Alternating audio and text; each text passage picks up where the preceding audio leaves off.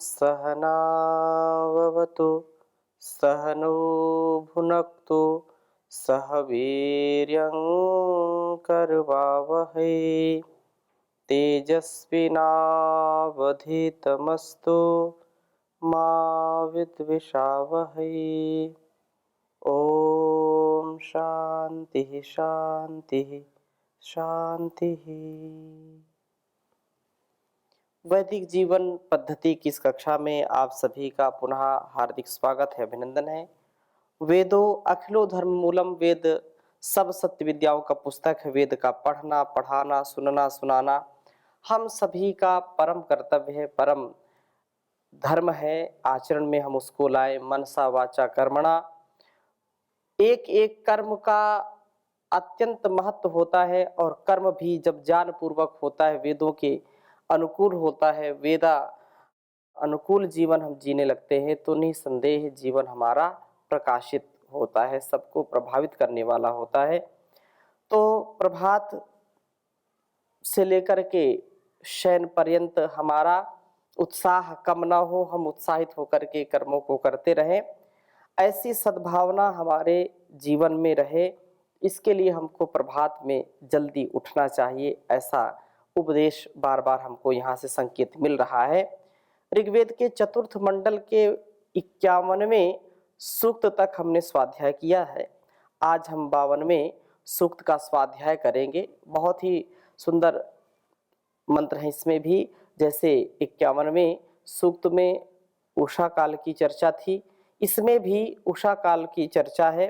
ऋषि वाम देवता और पहले मंत्र का उषा देवता है, निश्चित गायत्री और षडज है। बहुत ही सुंदर वेद मंत्र आपके समक्ष मैं लिखता हूं, फिर चर्चा करूंगा। ओम प्रतिष्या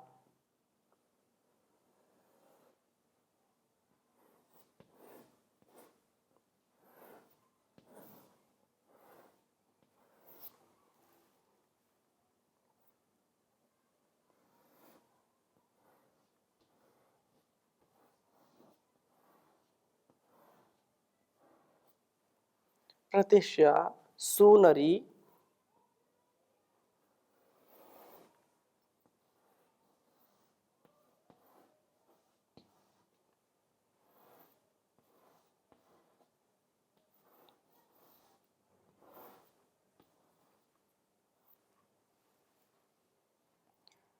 जनी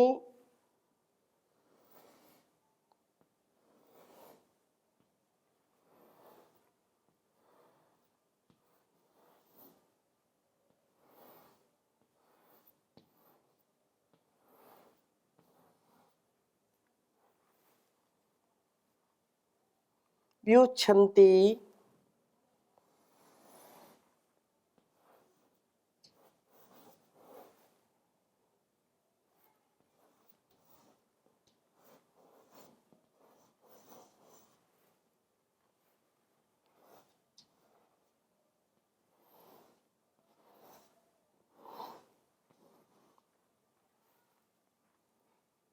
परिस्वसुः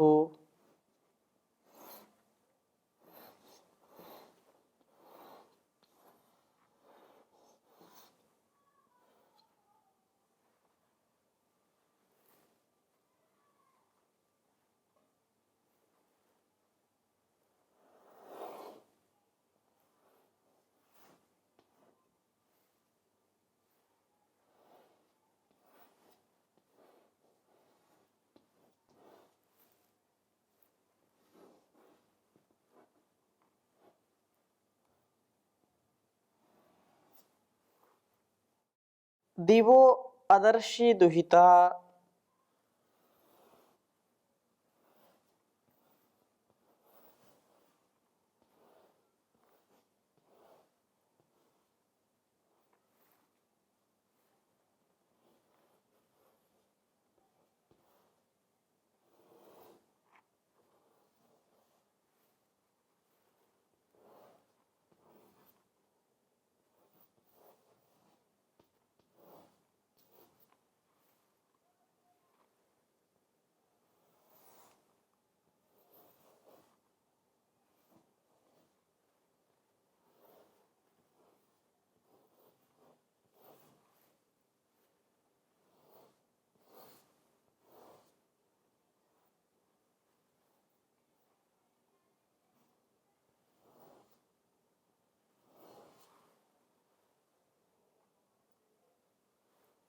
ऋग्वेद के चतुर्थ मंडल के 52वें सूक्त का यह पहला मंत्र है। ओम प्रतिश्यासु नरी जनी व्युच्छन्ति परिस्वसुः दिवो अदर्शि दुहिता। ओम प्रतिश्यासु नरी जनी व्युच्छन्ति परिस्वसुः दिवो अदर्शि दुहिता। स्याह वह, दिवह दुहिता, प्रकाश का हमारे जीवनों में प्रपूरण करने वाली उषा प्रति अदर्शी, अर्थात प्रतिदिन उदय होती हुई दिखती है। उषा निकलती है हमें प्रबुद्ध करके, हमारे जीवनों को प्रकाश से भर देती है। यदि हम मंगल कामना के साथ, प्रार्थना के साथ प्रभात का जागरण करते हैं, सुबह उठ करके उस प्रभु का धन्यवाद करते हैं कि आपने यह जीवन दिया है, इस जगत की सबसे जो उन्नत कृति है, उन्नत जो जीवन है वो हमारा जीवन है। आपने बड़ी कृपा की है प्रभु, आप हमको हर पल ऐसा ज्ञान, ऐसा बल हमको दीजिए, हमारे अंदर उसका स्थापन करिए, जिससे हमारा व्यक्तित्व, कृतित्व, हमारा नेतृत्व अपने इस जीवन के लिए और जगत के लिए कल्याणकारी हो सके। हर पल मैं दिव्यता के साथ धर्मानुकूल, वेदानुकूल, शास्त्रानुकूल, आत्मानुकूल आचरण कर सकूं। इससे विपरीत आचरण मेरे लिए अकल्याणकारी होंगे, समाज के लिए अकल्याणकारी होंगे। इसलिए मुझको कल्याण से युक्त करिए प्रभु। ऐसी प्रार्थना के साथ जो प्रभात का आरंभ करते हैं, अर्थात उषा काल में जाग करके प्रार्थना करते हैं, तो उषा निकलती है हमें प्रबुद्ध करके, हमारे जीवनों को प्रकाश से भर देती है। प्रभात की जो ऊर्जा है, जो शक्ति है, वह शक्ति हमारे अंदर मुक्ति का मार्ग प्रशस्त कर देती है। अर्थात हम भोग भावनाओं से ऊपर उठ करके साधना से युक्त होकर के, साधना सहित अपने जीवन को सच्चा साधक बनाने में हम सफल हो जाते हैं, हम सच्चे साधक बन जाते हैं। सुनरी यह उषा काल हमें उत्तमता से मार्ग पर आगे और आगे ले चलती है। जो संकल्प को लेकर के सुबह उठते हैं कि नहीं, मुझको आज यह कार्य करना है और इस लक्ष्य को पूरा करना है, तो वो अपने लक्ष्य को पूरा भी कर पाते हैं। लेकिन जो प्रभात में उठते नहीं, चिंतन करते नहीं, आत्मानुकूल आचरण नहीं करते हैं, आत्मनिरीक्षण नहीं करते हैं, प्रभु को धन्यवाद नहीं करते हैं, और क्या करना क्या नहीं करना बस जिए जा रहे हैं, काम क्रोध विष के घूंट पिए जा रहे हैं, तो ऐसे लोग कभी लक्ष्य तक नहीं पहुंचते हैं। लेकिन जो अपने लक्ष्य को सुनिश्चित करते हैं कि नहीं, मुझको यह करना है, मुझको यह पाना है, मेरा गंतव्य है, यह मेरा यह प्राप्तव्य है, इसको प्राप्त करना है, इसको यहां तक पहुंचना है, तो जब रोज प्रभात में वो संकल्प करते हैं तो उनको उनके लक्ष्य की प्राप्ति भी हो जाती है, इसमें कोई संदेह नहीं है। और जीवनों में शक्तियों का यह विकास करती है। स्वसु परी, स्वसु जो बहिन की स्थापना रात्रि की समाप्ति पर विच्छन्ति, अंधकार को दूर करती है। यह उषा हमारे जीवन के अंधकार को भी इसी प्रकार दूर भगाती है।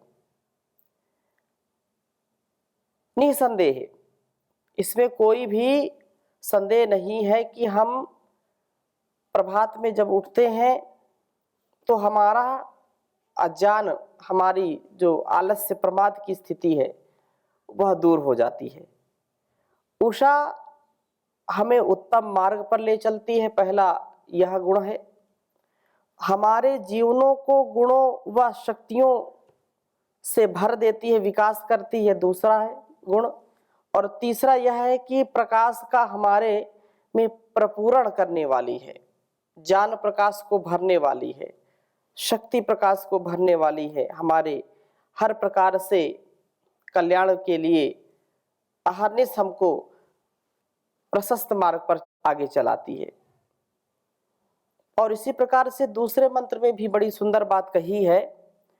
ओम अश्वेव चित्तारुषि माता गवा मृतावरी सखा भूदश्विनो रुषाः। ओम अश्वेव चित्रारुषि माता गवा मृतावरी सखा भूदश्विनो रुषाः। कहा कि अश्वा इव, जैसे अशुंग व्याप्तौ, जैसे यह उषा कर्मों में व्याप्त होने वाली है, उसी प्रकार चित्रा ज्ञान को देने वाली है। ऋषि आरोचमान है, गवा माता प्रकाश की किरणों का निर्माण करने वाली है उषा। और ऋतावरी यह ऋत वाली है, यज्ञों वाली है, हमें प्रबुद्ध होकर के कर्तव्य कर्म को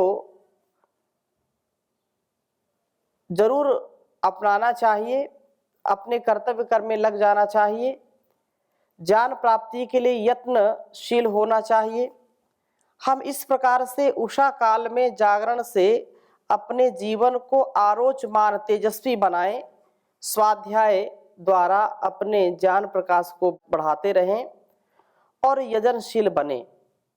सुबह सुबह जब उठते हैं तो संकल्प तो करना ही चाहिए, और संकल्प करने के बाद उस कार्य को नहीं छोड़ना चाहिए जिसके लिए आज हमने लक्ष्य बनाया, संकल्प लिया है। लक्ष्य जो बनाता है वही आगे बढ़ पाता है। इसलिए यह प्रभात का जो जागरण है और जागरण के समय जो चिंतन है, चिंतन के साथ साथ जो पुरुषार्थ है, वह हमको अत्यधिक उत्कर्ष की ओर ले जाएगा, इसमें कोई संदेह नहीं है। इसलिए प्रार्थना यहाँ की है कि यज्ञ प्राप्ति के लिए यत्न होना चाहिए, और यज्ञ में जीवन हो प्रयत्न करेंगे तो सुबह उठते ही हैं, सुबह जब उठ जाते हैं तो अपने कार्यों में लग जाते हैं, तो वह जो क्रियाशीलता है, जो कर्मों के प्रति हमारी जागरूकता है, इसी से जीवन का उत्कर्ष होगा और शक्तियों का विकास यह करती है, शक्ति संपन्नता आती है। जो व्यक्ति प्रभात में भी सोता है, उषा काल में सोता है, प्रभात सूर्योदय के समय सोता रहता है, उसकी शक्ति धीरे धीरे क्षीण हो जाती है, उसकी रोग प्रतिरोधक क्षमता क्षीण हो जाती है।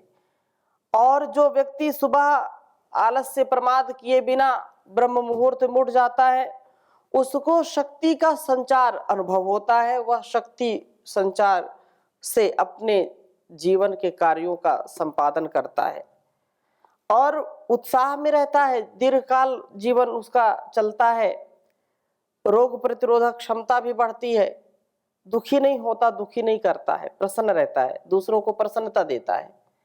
लेकिन जो देर तक सोता रहता है, वह युवा, वह युवती, वह छात्र छात्राएं, वे कभी भी सद्गति को या कर्तव्य पारणता को नहीं प्राप्त कर पाते। क्यों? क्योंकि आलस्य प्रमाद रहता है। आलस्य प्रमाद छोड़ करके हमको सुबह जल्दी उठ करके उषा जागरण से अपने जीवन के लिए प्रार्थना करें और तेजस्विता के साथ जीवन को जिएं।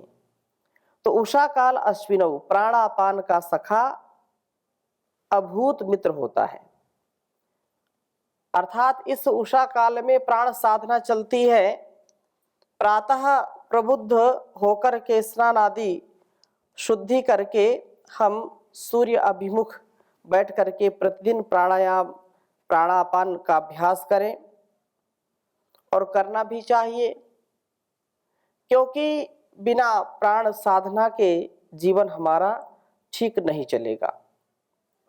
कम से कम कुछ तो करें। लक्ष्य नहीं है जिनका जीवन में, ऐसे वे रह जाते हैं जैसे बहते हुए पानी में हजारों लाखों तिनके बह जाते हैं, पत्ते बह जाते हैं। अपने छोटे छोटे लक्ष्यों को, अणुव्रतों को हम सफल बनाते चले जाएं। अर्थात छोटा व्रत लिया कि आज मुझको दुखी नहीं होना, किसी को दुखी नहीं करना, मुझको इतना स्वाध्याय करना, इतना प्राणायाम करना, इतना ध्यान करना है, और इतना अपने जीवन के प्रति आगे बढ़ने का प्रयत्न करना है। तो वह व्यक्ति जितना लक्ष्य बनाया उसने, और पूरा करते करते कुछ कमी जरूर हो सकती है, लेकिन उससे हमारे जीवन में परिष्कार आता है, उससे हमारे जीवन में सुधार आता है, उससे हमारा जीवन अनुभवी बनता है।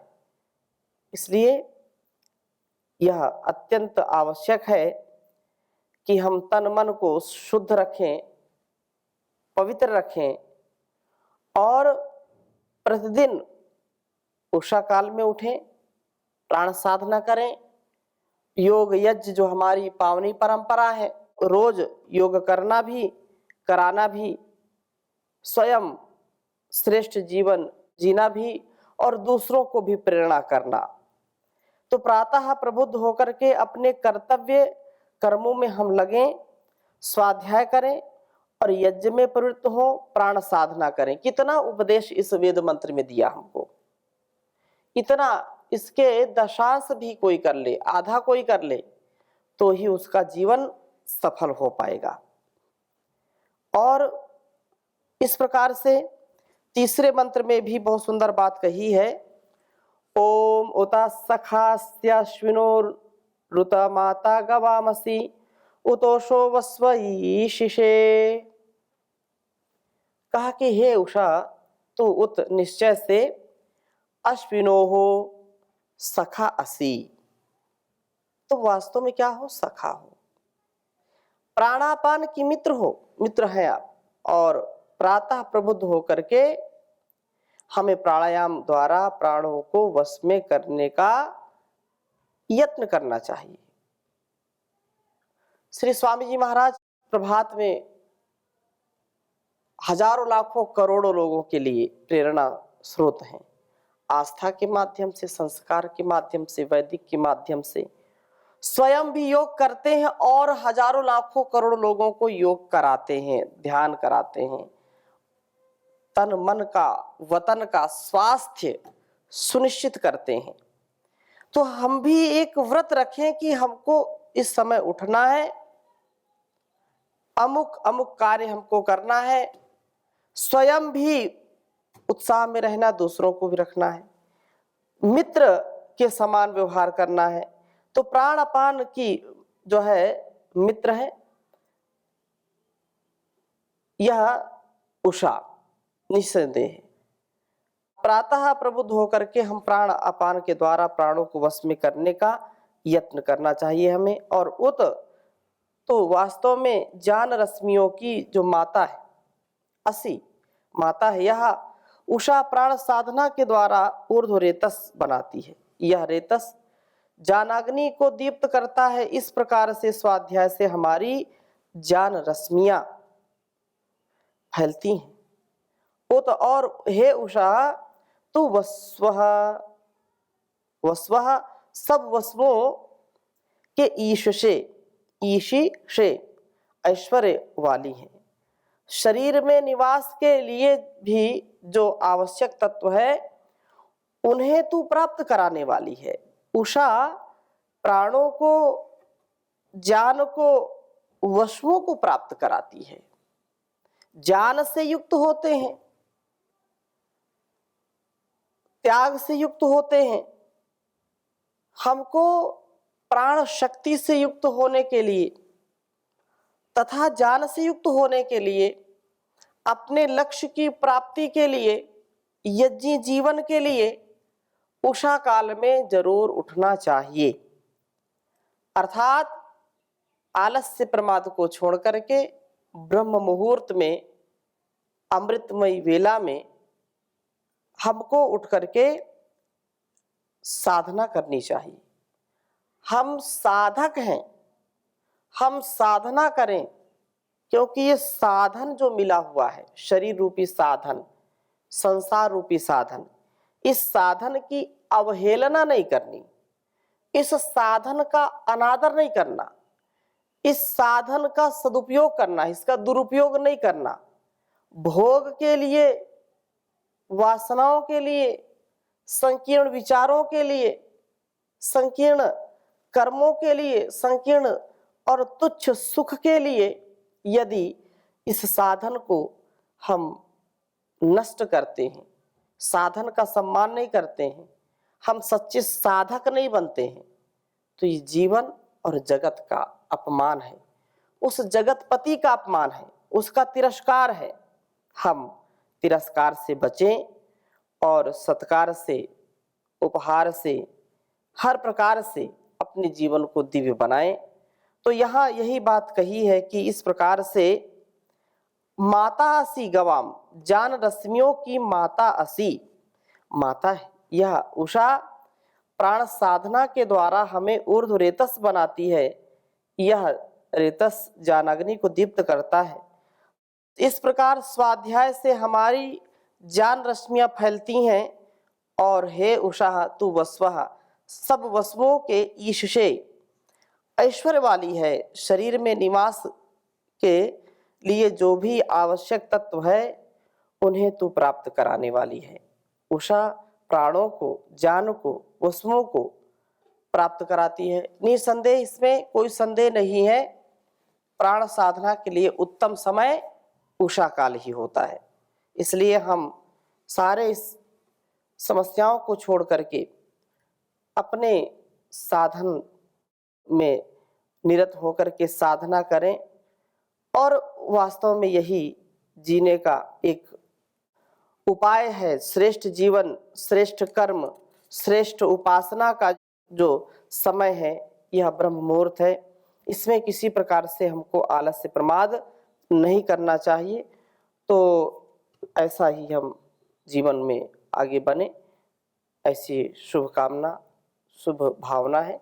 इन्हीं शब्दों के साथ आज की कक्षा को यहीं पर विराम देंगे। शेष चर्चा अगले मंत्र में करेंगे। ओम शांति शांति शांति।